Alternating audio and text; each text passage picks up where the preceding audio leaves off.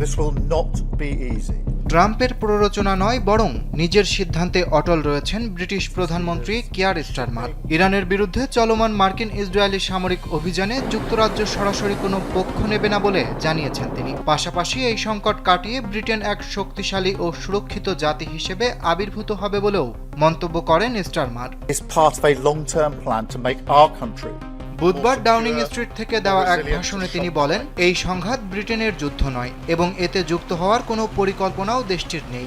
একই সঙ্গে তিনি দাবি করেন, পরিস্থিতি যতই জটিল হোক তা মোকাবেলায় যুক্তরাজ্য প্রস্তুত রয়েছে। তবে প্রধানমন্ত্রীর এমন দাবির মধ্যেই ব্রিটিশ ঘাঁটি ব্যবহার করে ইরানের উপর মার্কিন বোমাবর্ষণের ঘটনায় জনমনে বিভ্রান্তি ও উদ্বেগ ছড়িয়ে পড়েছে। স্টারমার যুদ্ধে না জড়ানোর দাবি করলেও বাস্তব চিত্র ভিন্ন ইঙ্গিত দিচ্ছে। স্যান্ডেলিনা সো, রূপচর্চায় আভিজাত্য। দক্ষিণ পশ্চিম ইংল্যান্ডের RAF ফেয়ারফোর্ড ঘাঁটিতে বর্তমানে 23টি মার্কিন দূরপাল্লার বোমারু বিমান অবস্থান করছে, যা ইরানের উপর হামলার জন্য ব্যবহৃত হচ্ছে। লন্ডনে নিযুক্ত ইরানি রাষ্ট্রদূত সায়েদ আলী মুসাভি হুঁশিয়ারি দিয়ে বলেছেন, ব্রিটিশ ঘাঁটি ব্যবহার করতে দেওয়ার অর্থ হল আগ্রাসনে অংশগ্রহণ করা এবং তেহরান পাল্টা প্রতিশোধ হিসেবে এই ঘাঁটিগুলোতে হামলা চালানোর বিষয়টি সক্রিয়ভাবে বিবেচনা করছে। এই সংকট মোকাবেলায় নতুন উদ্যোগও ঘোষণা করেছে স্টারমার। উপসাগরীয় অঞ্চলের সামুদ্রিক নিরাপত্তা নিশ্চিত করতে 35টি দেশের একটি জোট গঠনের কথা জানান তিনি। এই জোটের মূল লক্ষ্য হবে কৌশলগতভাবে গুরুত্বপূর্ণ হরমুজ প্রণালীতে নিরাপদে নৌ চলাচল নিশ্চিত করা। The leadership was killed, all gone.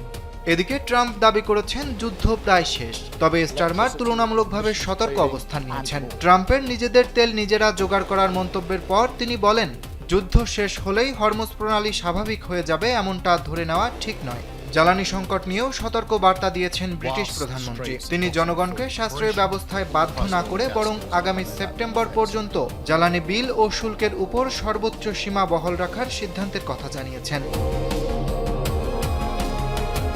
সব মিলিয়ে আসন্ন স্থানীয় নির্বাচন এবং বাড়তে থাকা জ্বালানি সংকটের মধ্যে কঠিন সময় পার করছেন কিয়ার স্টারমার।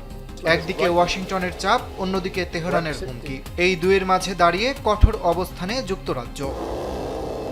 অরিত্র বাসু, কালবেলা।